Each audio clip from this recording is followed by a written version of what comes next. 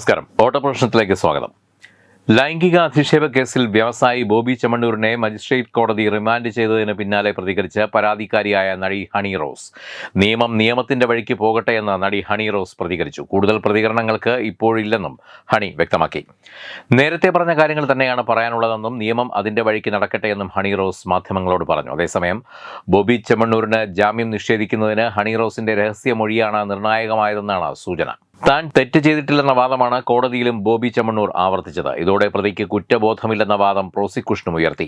ജാമ്യം നൽകിയാൽ തെറ്റായ സന്ദേശമാകും എന്ന് വാദിച്ചുകൊണ്ടാണ് പ്രോസിക്യൂഷൻ ശക്തമായി ഇതിന്റെ ഒരു ജയത്തിലേക്ക് പോയത്. ഇതും കേസിൽ നിർണായകമായി.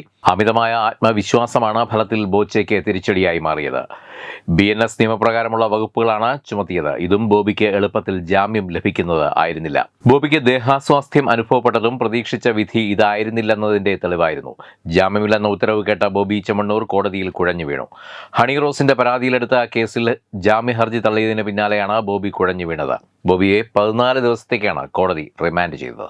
വാളയാർ കേസിൽ പെൺകുട്ടികളുടെ അച്ഛനെയും അമ്മയും പ്രതി ചേർത്ത് CBI കുറ്റപത്രം സമർപ്പിച്ചു. ആത്മഹത്യാ പ്രേരണാ കുറ്റം ചുമത്തിയാണ് കുറ്റപത്രം. 6 കേസുകളിലാണ് CBI അനുബന്ധ കുറ്റപത്രം സമർപ്പിച്ചത്. പോക്സോ IPC നിയമങ്ങൾ അനുസരിച്ചാണ് ഇരുവർക്കുമെതിരെ കേസെടുത്തിട്ടുള്ളത്. എറണാകുളം CBI കോടതിയിലാണ് കുറ്റപത്രം നൽകിയത്.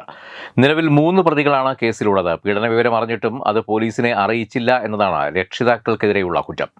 പ്രതികൾ പീഡിപ്പിച്ചിരുന്നുവെന്ന് നേരത്തെ ഞങ്ങൾ പറഞ്ഞിരുന്നുവെന്നാണ് മാതാപിതാക്കളുടെ മൊഴി.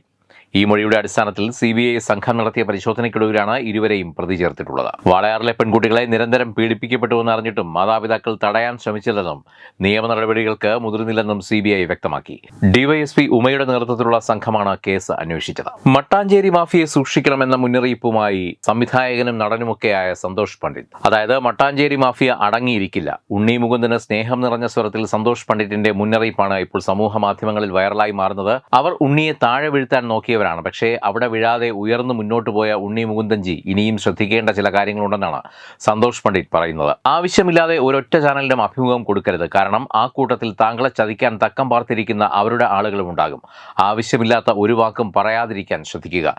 ഈച്ച പോലെ ചുറ്റും കൂടുന്ന യൂട്യൂബർമാരെയും വ്ളോഗർമാരെയും അകറ്റി നിർത്തുക. കാരണം അവർ അങ്ങയുടെ വാക്കുകൾ വളച്ചൊടിക്കുമെന്നും സന്തോഷ് പണ്ഡിറ്റ് പുറത്തുവിട്ട വീഡിയോയിലൂടെ പറയുന്നു. തനിക്ക് എന്തെങ്കിലും ആകണം എങ്കിൽ ആരുടെയും സഹായം വേണ്ട എന്ന് തന്നെയാണ് പണ്ഡിറ്റ് വ്യക്തമാക്കിയിട്ടുള്ളത്. ഒരിക്കൽ കൂടി ശക്തമായ നിലപാടുള്ള ഒരു മനുഷ്യനാണ് താനെന്ന് തെളിയിച്ചിരിക്കുകയാണ് സന്തോഷ് പണ്ഡിറ്റ്. ഏതാണ്ട് സമാനമായി തന്നെ ഇപ്പോൾ ഉണ്ണി മുകുന്ദൻ ഈ മാർക്കോ നേടിയ വിജയത്തിന് ശേഷം ദേശീയ മാധ്യമങ്ങളിലടക്കം വളരെ ശ്രദ്ധേയമായ താരമായിക്കൊണ്ടിരിക്കുന്നു. ആ ഒരു വേളയിലാണ് ഇത്തരത്തിൽ സന്തോഷ് പണ്ഡിറ്റ് ഉണ്ണി മുകുന്ദന് സ്നേഹപൂർവ്വമുള്ള ഒരു മുന്നറിയിപ്പുമായി വന്നിരിക്കുന്നത്. ഉണ്ണി മുകുന്ദനെ തക്കം പാർത്തിരുന്ന് രക്തം കുടിക്കാനുള്ള ചെന്നായ്ക്കൾ ഇവിടെ ഉണ്ട് എന്ന് തന്നെയാണ് ഈ സന്തോഷ് പണ്ഡിറ്റിൻ്റെ വെളിപ്പെടുത്തലിലൂടെ വ്യക്തമാകുന്നത്. ഓട്ടപ്രശ്നം പൂർണ്ണമാകുന്നു. നമസ്കാരം. Powered by Jyothis, realising your dream home.